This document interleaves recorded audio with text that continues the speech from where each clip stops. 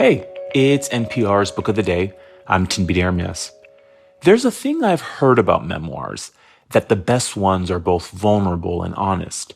And in that honesty, we get a better sense of the writer and maybe even see some of ourselves in their journey.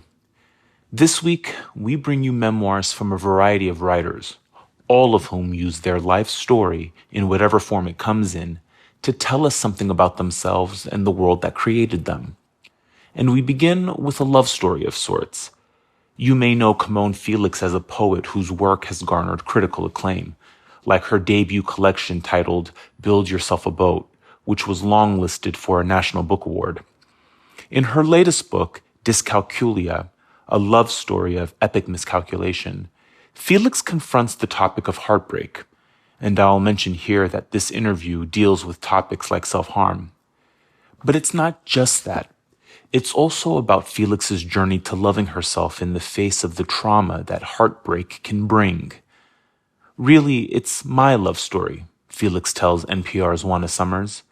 A love story for myself, a love story for my past, a love story for heartbreak, and it's a love story for Black girls. Camonghne Felix says around the second or third grade, she went from having a generous love for math to being incredibly afraid of it. My ability to comprehend what was on the board completely went away. Felix suffers from a learning disorder called dyscalculia. That's also the title of her new memoir, a new genre for the poet whose debut collection was longlisted for a National Book Award. The book, which also touches on trauma and self-harm, is subtitled A Love Story of Epic Miscalculation. And within the first few pages, Felix reveals an experience of heartbreak, the end of what she calls a quintessential first love. He wasn't my first boyfriend, but it was the first time that I actually knew what it meant to be in a partnership with someone. And I felt really alone and really unsafe in the world, and he made me feel a lot safer. And I think that's part of what love does, is it allows you to let down some of that armor and allows you to redesign your relationship to safety. And I'm forever grateful to that relationship. But I'm also hyper aware of the fact that for young people, that one relationship may not be the most important relationship of your life. It might tell you a lot about yourself at that time. But I'm engaged now and in a relationship that, to me, doubles, triples what I was able to feel in terms of that capacity for love. And I'm really happy to have experienced both of those loves and to be able to compare them, because I learned a lot that allows me to be a much better partner now. And I have loved a lot, which allows me to feel good.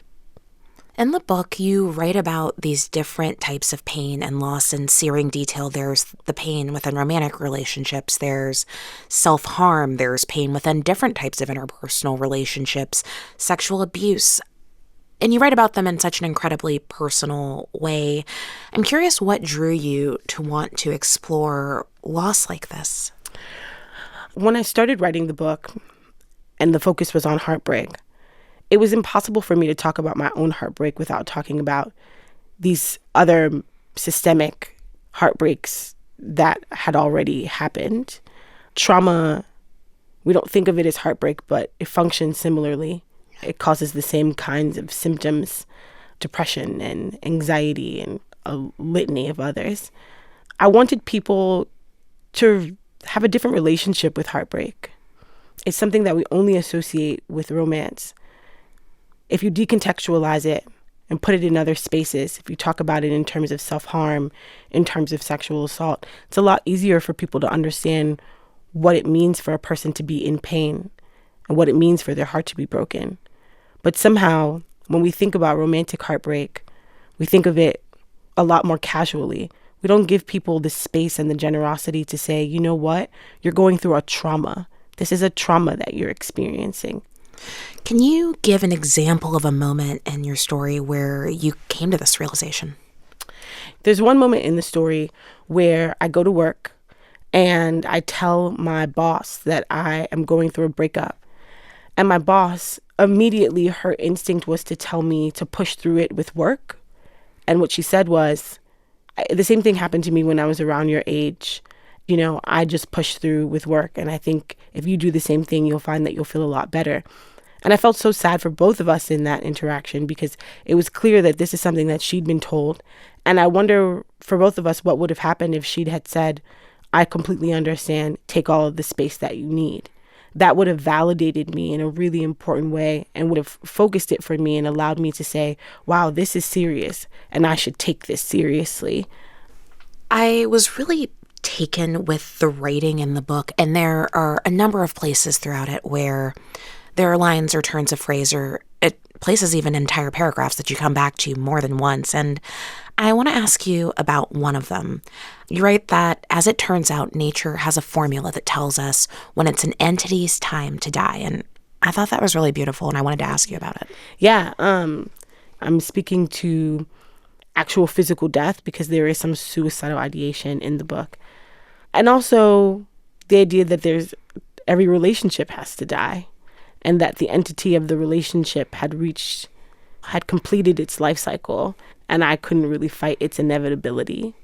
I think many people probably know you well as a poet and have read that type of work. I'm curious for you, what's been different in releasing a memoir, a new style of writing, a new style of vulnerability?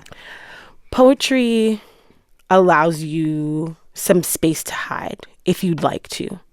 Memoir was different because memoir completely opens up the curtain and says that what is important here is the story, not just the language. There's no beautification that you can do that will radically change the way a person experiences the memoir. They experience your story. And as much as I'm slightly embarrassed by how much of my story I put in the story, nothing that I put in the book was without real intention. There's this point near the end of the book where you write about this guy who's approaching you as you are working on this very book, and he asks you what your book is about, and you tell him it's about just heartbreak. And then you tell us, your readers, that Black girls get to write about benign heartbreak too. And I think you describe it as proud and saccharine and pathetic. You got to say more about that. Yeah. The kinds of books that the industry seems most interested in publishing by Black women when it comes to romance are books that are very empowering. So Black women often wind up writing like self-help books when really what they wanted to say was, my heart hurts really badly, and I'm sure yours does too. And a big part of why I wrote this book was because when I was going through my own heartbreak, I was texting my best friend, Safia El Hilo, which some people may know, very famous poet, excuse us. But I was texting her and I was like, I just need a book written by a Black woman about heartbreak. Where can I find one? And she was like, look, remember what Toni Morrison said. If there's something that you want to read and it's not there, then you have to make it. And I had no choice but to write the book that I wanted to read. So when the man said just heartbreak, I realized in that moment that there was something super powerful about a Black girl taking up space in this nonfiction world and saying, I'm going to write about my heart, and it's not going to be trite, but it could be, and I deserve that space. Before I let you go, I do want to come back to the subtitle of this book, A Love Story of Epic Miscalculation. Whose love story is it? Really, it's my love story. A love story for myself, a love story for my past, a love story for heartbreak. And it's a love story for Black girls, even though it may not be super overt and I don't say it a million times.